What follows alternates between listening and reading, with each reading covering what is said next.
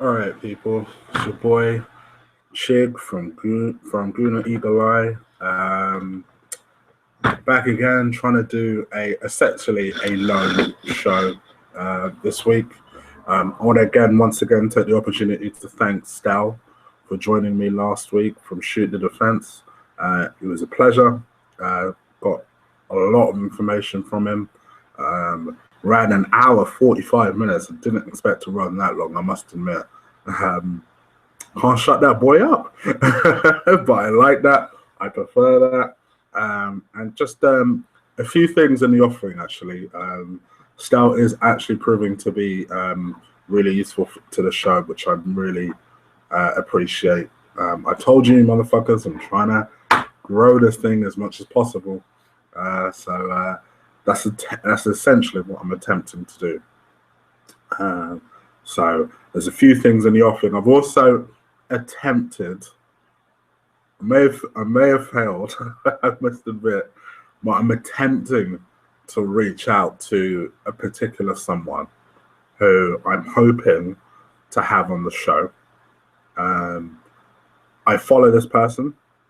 This person follows me. Has a lot of Twitter followers. I can almost guarantee, particularly to the Arsenal fans that have subscribed to this, that as soon as she speaks, you'll recognize that person.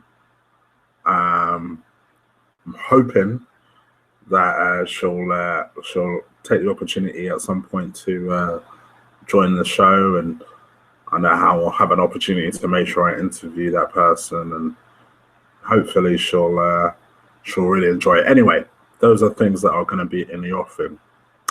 So yeah, I thought I'd get all that stuff out of the way. First things first, really. The show won't run too long. Quite frankly, I've got a wedding to go to in Weston-super-Mare, believe it or not, on Saturday. So I've got a few things to do, including, and I'm sure my girlfriend will be ringing off my phone saying, Chris, have you made sure you do this? Make sure you do that. So, anyway, a bit of my personal life slipping into this thing. I shouldn't really do that.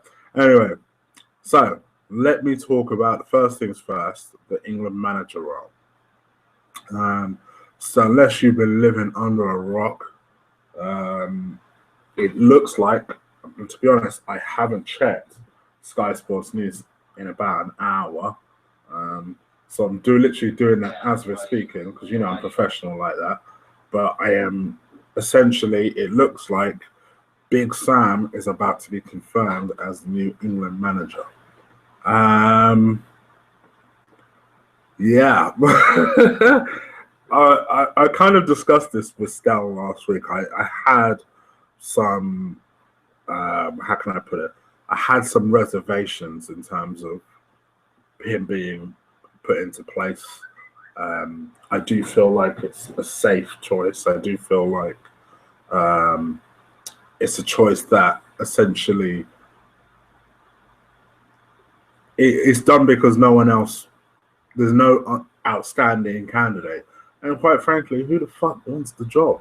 You know, it's proven to be a poison chalice. It's proven to be a difficult job for most people. You know, I'm of one of these people who I still believe that I think Wenger would have done the best job out of the people that they had available. And that isn't just because I feel like I want him out of Arsenal. That is just because I feel like he would do the best role. I think he would develop the young players. I think he will get them playing a good brand of football. And yes, as much grief as we give him for not winning things enough with Arsenal, you'd take them a lot further than someone like a Roy Hodgson, surely. But supposedly, according to a lot of the papers, he turned it down. So I can only assume that England asked to have him now, and Wenger probably said, well, no. And they've gone with Big Sam, which seems like a weird choice. I personally would have gone with Eddie Howe over Big Sam. Maybe they felt that the job was slightly too soon for Eddie. you know, I guess if I'm to try and look at positives into it, I will say this about Big Sam. He does seem to be a good man manager. Um, so, I mean, a good example is I watch a lot of variety of different sports. I know you wouldn't necessarily think it looking at me, but it's true. I do watch a variety of different sports, and one of the things I like doing on, particularly on YouTube and stuff, is that I watch something called IFL TV, and on IFL TV, it's essentially a boxing channel. And the person that I noticed was on there was Jermaine Defoe. And obviously, they asked him about Sunderland, and they asked him about, how he felt about Sam Allardyce, and he was gushing. I've never seen, Jermaine Defoe's played for a lot of teams. I've never seen him gush over a manager the way he did over Allardyce, saying how he's a brilliant manager, how he loves playing for him, how all the boys love playing for him, this, that, and the other. Not for fuck. You wouldn't really think of it looking at Sam, but I guess he does get a lot out of his teams. He maximizes as much as he can out of the teams that he has available. And you can see that he clearly has a lot of confidence in his ability. He has a lot of confidence in every time he's interviewed. He clearly is someone who believes that he is entitled to a major job and a major opportunity at something. And this is his chance. I'm not entirely sure if this is something that I believe will be long term. I can't really see it going past the next World Cup unless England have an amazing tournament, which can you see happening under Allardyce? I don't know. I'm not entirely sure what he's like with young players. I know that what he proved in arguably his most successful job with Bolton was that he was very good at getting the best out of the older statesmen, if you like. So out of people like Wayne Rooney and people like that, who I guess are effectively the older statesmen, which particularly hurts me considering I'm the same fucking age as Wayne Rooney. But I guess out of the older statesmen in terms of football, he'll be able to get the best out of them, I'm not entirely sure he's a winner, but in a weird way, I think he's a better choice than, say, a Roy Hodgson would have been. Like, let's just say Roy Hodgson hadn't managed England before, but yet that it was between Hodgson and Allardyce. I'd weirdly, and I never thought I'd say this, particularly as an Arsenal fan, I'd weirdly think that Allardyce is the better choice. Because yes, I know Roy has managed in more leagues and it's more eclectic and has had different opportunities and is managed around the world. But ultimately, in any of his teams, have you seen him play any differently to, I don't know, look what he turned Liverpool into. West Brom, that is about Roy Hodgson's level. I'm sorry, it just is. He is a dependable hand, but he's not someone you give a top job, an England job to. Now, don't get me wrong. People are talking about him like he's Steve McLaren. I'm not entirely certain he's Steve McLaren. But for me, he just shouldn't have got the job in the first place. But anyway, that's enough about that. Personally, it is what it is. Big Sam's got the role. There's not really a lot to really say about it other than good luck to him. Let's see if he fails where pretty much every England manager fails, because they usually fail with one or two things. Either they don't get the results or they fall out with the media and then they don't get the results. So let's see what happens. But yeah, gosh, that's longer than I've ever talked about any international subject on this channel. Let's get back to at least most of you guys' favourite subject, Arsenal and bashing Arsenal. Bashing Arsenal. So, I don't know how you guys feel, but every time I read a paper or I go online, and you know me, my usual tactic is Arsenal transfer news. I just want something. Just Google that, and I want something. something to cling on to. And if it's not other people's teams, I'm always hearing stories about this Icardi guy. Um, and it just seems like when I first heard the story, I shared the same opinion as Robbie from Arsenal Fan TV. When the story first came up, and then I heard, maybe shouldn't, but I heard that his agent was his wife. I thought to myself, are these motherfuckers playing a sensible game? And are they trying to essentially use the club to get into Milan to offer a decent contract to Icardi? I've heard Robbie from Arsenal Fan TV say that, and I know Stell's opinion from last week was the fact that he felt that that was what Jamie Vardy was trying to do, was trying to get himself a better contract. I don't necessarily agree with the Vardy thing. Now, again, I've expressed my opinion on Vardy before. I felt like it was always a difficult ask for him to leave Leicester behind. He's clearly the person that runs that group. You know, they clearly seem to hang on every single word. I don't necessarily think that for an extra 20 grand a week, all right, 20 grand a week, fuck, I could do with an extra 20 grand a week, let's be honest. But at the same time, I don't necessarily think he's doing that for an extra contract. Call me naive. I don't think that. The reason why I didn't believe Vardy was ever going to come was because a very simple logic. And I know Kante has done it, so it's going to make me seem foolish. But Vardy strikes me as quite a loyal person. Why would you leave?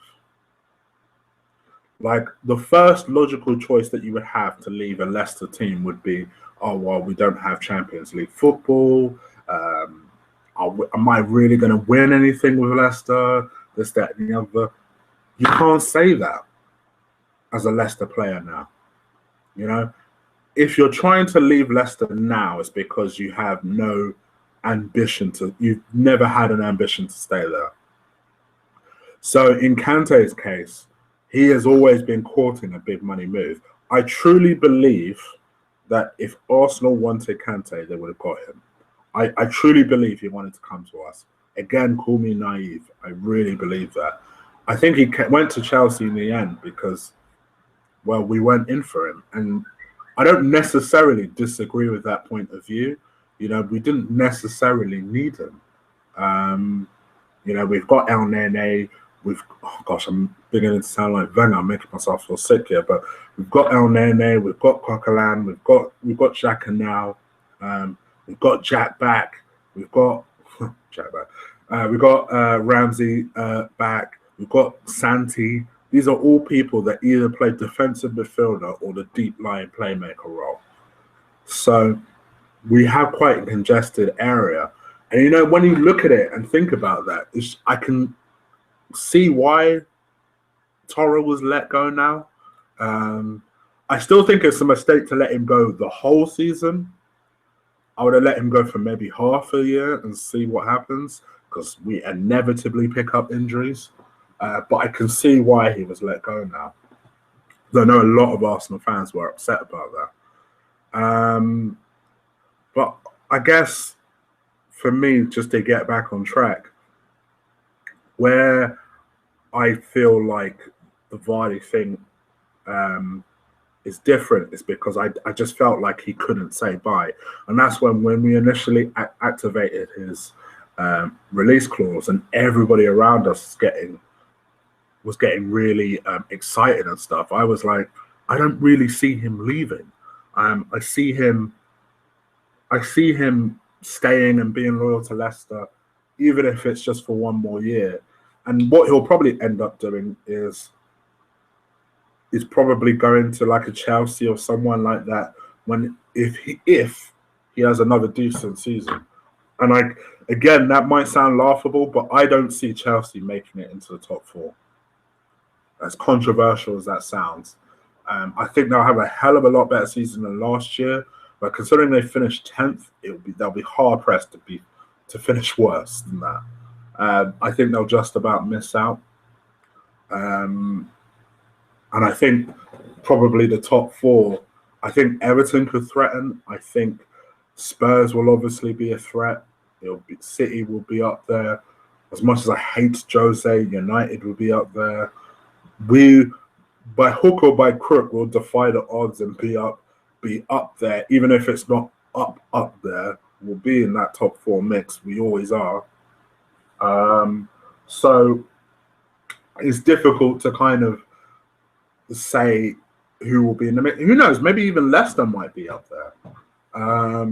So provided that Chelsea have a shitty season, I can honestly see Vardy going there and potentially doing something next year. You watch. That might sound laughable now. I guarantee that story happens this time next summer.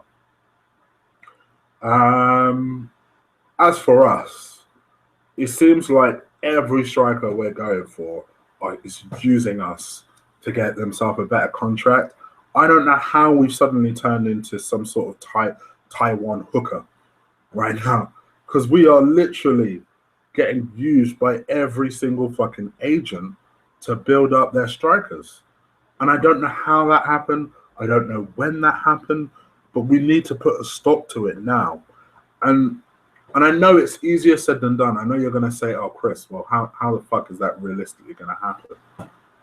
Realistically, what we now need to do is say to ourselves, okay, what we're going to do is we're going to make a big money bid for Higuain. Now, I've always had my reservations. I know a lot of people have asked me, particularly in my personal life, what do you think? Would you spend 80 million on Higuain? Ordinarily, I'd say no. For a 28, 29-year-old, no. But we're getting to the point now where I'd rather us do that than not do that because he's too expensive. And then come September 3rd or whenever it is this transfer window closes, then it turns around to us and says, oh, well, there was no one available. What the fuck do you mean there was no one available? I know for sure that there was someone available. What happened to Lacazette? Did you really push for Lacazette? Did you ever really bid for Lacazette? Or did you tentatively ask the Lyon president, excuse me, sir, is Lacazette available? Instead of going there strong and saying, you know what, we're having Lacazette. We're going to put down 40 million and have him. These are the problems that Arsenal fans have because it just seems like we're sat there passively not doing anything instead of actively doing something. You know, as much as I hate Jose, I love the way him and United do business. Do you know, I watched his interview today, right? And this is him, cool as a cucumber, sat down there in the corner and was just like, you know what? I've got to thank my United team. They've given me 75% of what I asked for. I have no complaints with the way they're doing business. You know, don't get me wrong. He didn't discuss targets. He vaguely mentioned Pogba because he was asked about Pogba. And then he said, you know what? I don't really like to talk about transfer targets because, just to use your example, Pogba, he's a Juventus player. That's the standard fucking 101 answer that you give when you don't want to discuss the target because those are the type of things that jeopardize the transfer. You don't need to talk about Lacazette in the media. All you need to do is aggressively say, all right, look, I don't necessarily think Lacazette is worth 42 million. Now, whether you do or you don't, in terms of an Arsenal fan point of view, is up for debate. But what we're seeing this season is that transfer figures. Fucking, are you telling me that Igalo is worth nearly 40 million? Come on, cuz. Lacazette must be worth 40 million when you take that into account. So it's when you think about things like that, you can't be passive. You just have to say to yourself, all right, I'm going to suck this up. 40 million, 42 million, 45 million, whatever it is you want, I'm having Lacazette. Don't tell me that guy doesn't want to come because I've not heard one quote from him to say he wants to stay at Lyon. I keep hearing the president talking that trash. I've not heard from Lacazette yet. And the funny thing is that a lot of people will forgive not going for Higuain because most of us would agree. Would you pay 80 million unless his name is Messi or Ronaldo? Are you really paying 80 million for a 29, 30-year-old? No, you're not. So most Arsenal fans will say fair enough. It's the okay, you're not going for Higuain. So now what? Because we're on plan C right now. Remember, plan A was Vardy. Presumably plan B was Higuain, which I don't know why you would make Higuain your plan B, knowing that he must be going for at least 60, 70 million. So why would that be your plan B? So your plan C has got to now be Lacazette, because I'm not buying this Icardi thing. Apart from the fact that his figures are barely like Giroud's, they're very similar to Giroud's. I would go for a Lacazette who is at least a completely different type of player, a player who will be hurting from missing France's own tournament, and may have something to prove. And there's no better striker than a hungry striker. I tell you, there's no better striker in the world than a hungry striker. And for me, he represents a better bet than Vardy anyway. You know, you guys know this already. I've said this before. I've always felt like Vardy was a good player. But I'll tell you the truth. As stupid as this might sound, he's never been in my fantasy football team. Because I always thought to myself, well, at some point that run is going to end. And I was clearly wrong for last season. He had a purple patch that never really ended. Even when he wasn't scoring, he was getting assists. I know that. I understand that. All right, that's all well and good. Fantastic. What about this season? I don't think he has enough footballing intelligence to have another good season. You know, I don't think he will be able to, because first of all, teams will set up differently against Leicester now. They'll sit their defense a lot deeper. The only team he might have success against is us, because we never learn our fucking lesson. But aside from that, other teams will make sure that they sit their defenses deeper, give him less space, give him less time on the ball. And that's the way you should play against Vardy. Look what happened in the Euros. He had no real success in the Euros. Whereas a Lacazette is an unknown quality. All we know about him really is that he's pacey and can bang in goals. And lots of people who watch the French League closely highly rate him. Highly rate him. I'd be lying to you if I said I watched the French League closely. But what I do like about him is his attributes. He's quick. He's very self-aware. Knows how to find the net, which is probably most important to us at the moment. And he'll be hungry. For me, that is more important than anything. I want a hungry striker. I don't want a striker that's trying to adjust his hair every time he gets tripped up over the ball. With all due respect to Giroud, who I believe is a useful striker. I believe he's a good striker. Hell, I believe he's one of the Premier League's best. But he's not the best. And a top team like Arsenal needs one of the very, very best. And I know that might not make sense. You just said he's one of the best. Yes, Vardy's one of the best strikers. Once you get over 20 goals in a season, you're considered one of the best strikers. One of the best strikers. But to be one of the very best strikers, that's on a different fucking level. We're not talking about 23 goals in all competitions. We're talking about 23 goals in the Premier League only. Season in, season out. I don't believe Giroud is capable of that. Not for any fault of his. It's just in a team that plays the way we play, you need to have pace. He doesn't have that. You need to be able to finish. He's not always able to do that. Giroud is one of those furious frustrating type of players that will score the hard goal and miss the easy one. That's why he divides Arsenal fans. But no Arsenal fan will ever say sell him because he's useful. But what we are all saying is that we need that additional striker and to stop being taken and stop being used like some sort of cheap hooker by these agents. And this type of stories will stop happening when Arsenal make a decisive move for someone. That doesn't mean a decisive move for Rob Holding, who I say is decisive. It's taken 2 days to wrap that up, and we're still no closer to finding out if he's an Arsenal player or not. I mean, really deciding, okay, I want Higuain. Get him at all costs. At all costs, get him. And I presume that is why we've gone for a Holding as opposed to a more established defender like a Koulibaly or a Ginter or someone like that.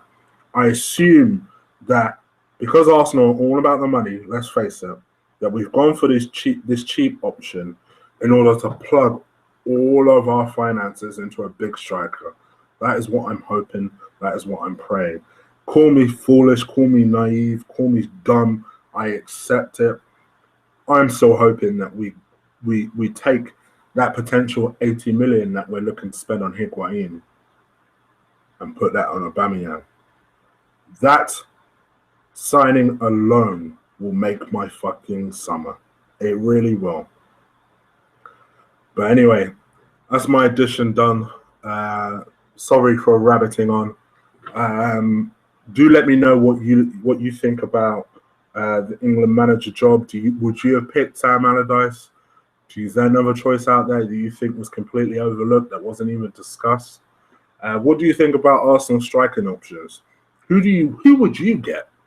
Who would be your choice? You had the purse strings. Who would you get them for? How much would you get them for, and why? Let me know. Do subscribe down below.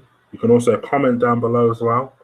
And also just keep an eye on future shows that I'll be dropping. So I'll probably try and do one with Stahl again at some point. We've also got a special guest that will be with us, who I'll introduce you to at the time. He's very keen to come on the show, and I'm very keen to have him. So it'll be a 3-man little panel, so you'll probably barely hear my annoying voice. And all goes well, I'm going to try and attempt to reach out to this person again. But what I'm hoping she's doing is that she's listening as well.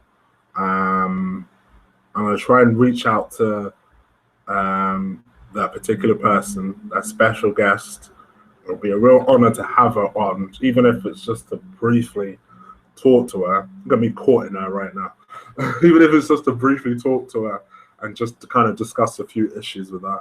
I'll make sure I'm really prepared for that one. I'm going to attempt to reach out. But when that happens, you'll notice on Twitter. So follow me on Twitter at Colossal Chig, CHIG, and yeah, you'll be notified of when that happens. All right, people, I'm out. Take care. Peace.